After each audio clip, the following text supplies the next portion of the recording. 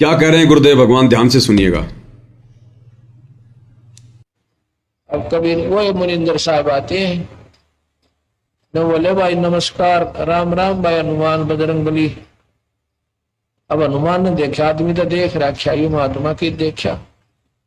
क्या लगा, महाराज जी मैंने देखे हुए हो, आप कहाँ देखे थे? भाई देखा हूंगा जरूर, एक बार नहीं कई बार देखा हूंगा। पहले हम देखा था जब तेरा कंगन रड़ गया था उस मटके में, मैं वही मुनिंदर हूँ भाई। और दूसरी बात की देखा हूंगा तो नहीं, जब तेरे राम पर पुड़ना बंदा था, मैं वही मुनिंदर हूँ भाई। बोला हनुमान भाई रहे, भगवान बचे पार पड़ेगी। अब जी भजो सो भगवान का, माला राखो सो राम राम राम राम करया करो। नादान यू राम राम करने तक कोई ना पार पड़ा है। कौन है तेरा राम, तेरा इष्ट कौन है? आखिर रामचंद्र दशरथ पुत्र ना बेटा। ने बोला जी इस भगवान का आसरा लेकर श्री राम की शक्ति तय, एक का लठ मारू था 20 मरे थे गदा। मुनिंदर जी कहते हैं ये साधु लक्षण नहीं अनुमाना, या मार काट करना संता का काम नहीं होता बीरा, ये भी तेरे में भगता के लक्षण कोई ना। फिर बताया भाई, मान जा मेरी बात हनुमान जी। क्या कहा मुनिंदर रूप में गुरुदेव भगवान ने? जब हनुमान जी ने कहा कि मैं एक का लठ मारू था 50-50 मरे थे, तो गुरुदेव ने कहा कि ये संतों भक्तों के लक्षण नहीं है, मार पिटाई करना, लड़ाई झगड़ा करना। ये अब भाई और बहनों, ये बहुत गहरी गहरी बातें हैं। ये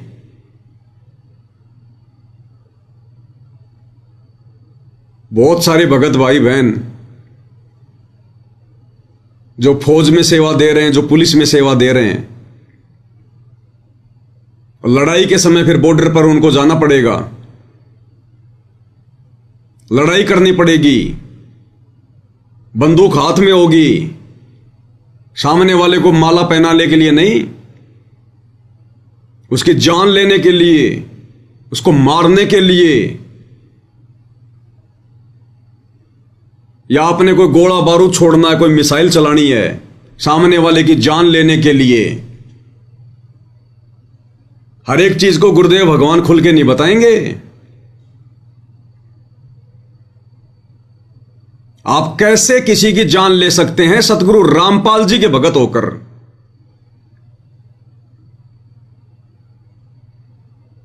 खाली 40-50 हजार रुपए की तनख्वाह के लिए, और आप मनुष्य को मारोगे।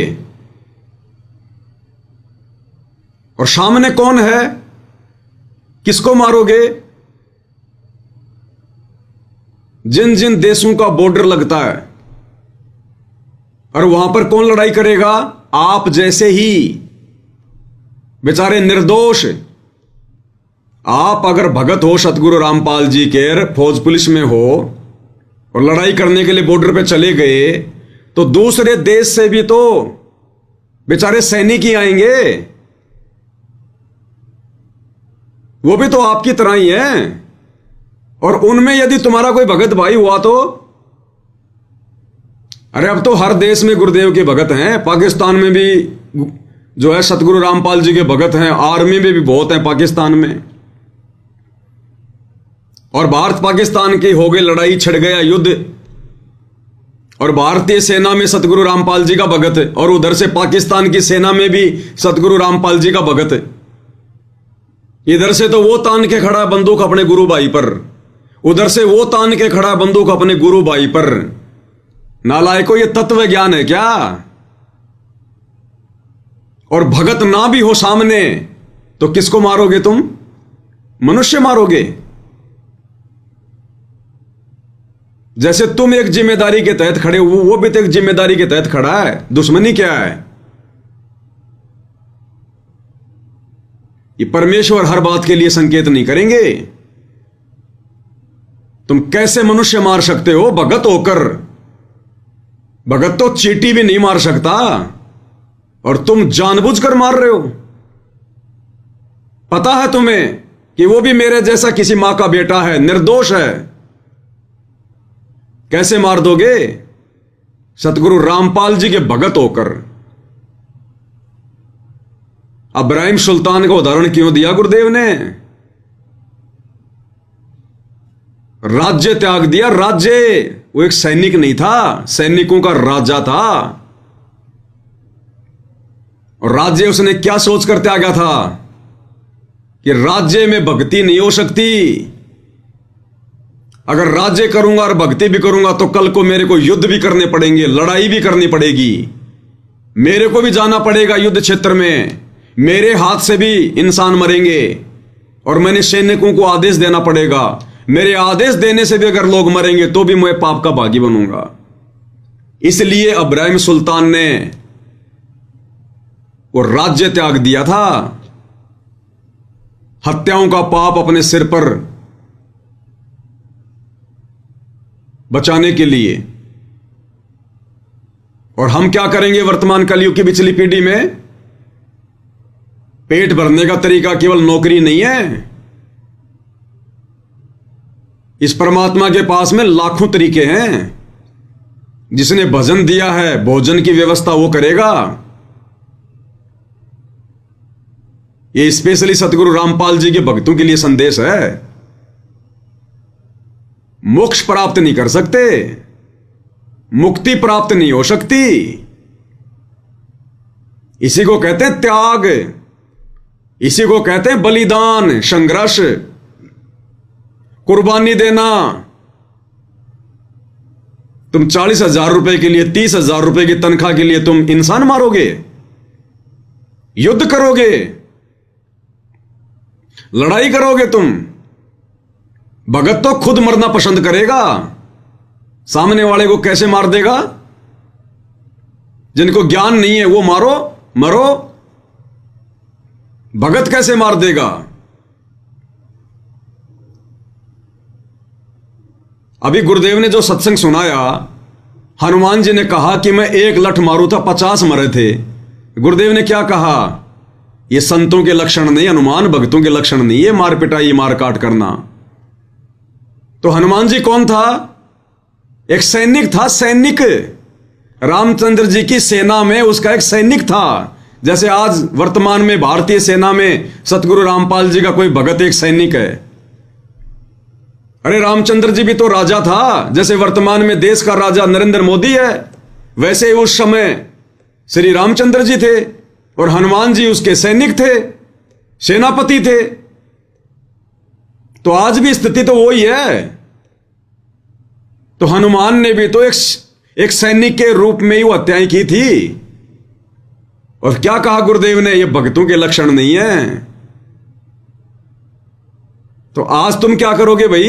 एक सैनिक के रूप में तो करोगे। तो हर चीज के लिए गुरु जी खोल के नहीं बताएंगे। इस परमात्मा के लिए, इस भक्ति के लिए, इन मर्यादाओं को सुरक्षित रखने के लिए तो राजाओं ने राज्य त्याग दिए। और हम 40-50 हजार के लिए इंसान मारेंगे। एक मनुष्य जीवन की कीमत क्या पता है ना?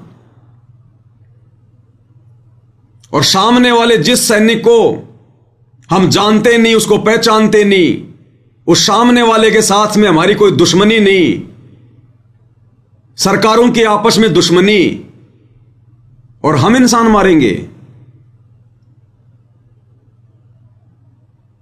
ये सतगुरु रामपाल जी परमेश्वर जी के भक्ति मार्ग में नहीं चलेगा। बाकी चाहे सैकड़ों मारो, लेकिन मोक्ष नहीं मिलेगा, मुक्ति नहीं मिलेगी। कुछ समय के लिए स्वर्ग में चले जाओगे। जो सैनिक शहीद होता है कुछ समय के लिए वो स्वर्ग में जाता है, उसके बाद में नरक में भी तो जाना पड़ेगा। वो जितनी भी हत्याएं की हैं उनका वो दंड भी तो भोगना पड़ेगा। इस आध्यात्मिक ज्ञान से सरकार थोड़ी परिचित है।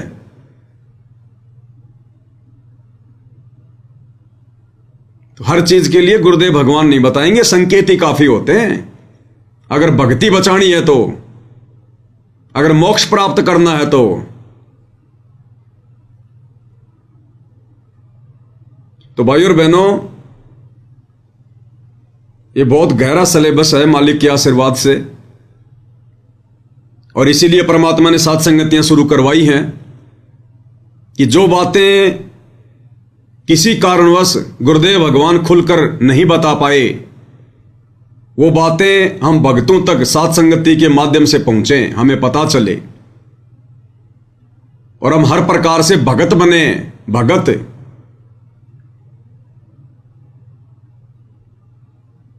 मीराबाई के चाचा ससुर ने, वो भी तो सैनिक था, सेनापति था। अरे वो भी तो राणा का सेनापति था। उसने काठ की तलवार रख ली कि आज के बाद हत्या नहीं करूंगा। लकड़ी की तलवार रखी उसने। तो ये वर्तमान के भगत सोच लेना जो ऐसी परिस्थिति में फंसे हों। भगवान ने पेट भरना है, नौकरियां पेट नहीं भरेंगी, ध्यान रख लेना। ये कल को महाविनाश का समय आ रहा है, जब तुम्हारी सरकारें नहीं रहेंगी, तुम्हें कौन तनख्वाह देगा, तुम्हें कौन सैलरी देगा? ये लॉकडाउन के समय तुम लोगों ने अपना पेट भरा या फिर इन सरकारों ने तुम्हारा पेट भरा? तो सतगुरु के आश्रय रहेंगे तो सतगुरु पेट भरेगा, जो सरकारों का भी पेट भर रहा है, उन राजाओं का भी पेट भर रहा है। और जब राजाओं के कर्म बिगड़ जाते हैं तो वो भी भूखे मरते हैं, भूखे। 1720 में जो अकाल पड़ा था, गुरुदेव ने क्या वाणी कही है? शहजादे मांगत फिरें दिल्ली के उमराव, और जिन रोटी पाई नहीं जो खाते थे नान पुलाव। शहजादे मांगत फिरें दिल्ली के उमराव।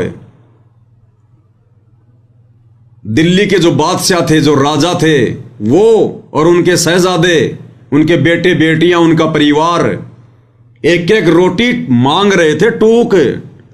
शहजादे मांगत फिरें दिल्ली के उमराव, और जिन रोटी पाई नहीं उनको रोटी का टुकड़ा भी खाने को नहीं मिला। मांग मांग कर भी जो खाते थे नान पुलाव, जो 56 प्रकार के भोग खाते थे।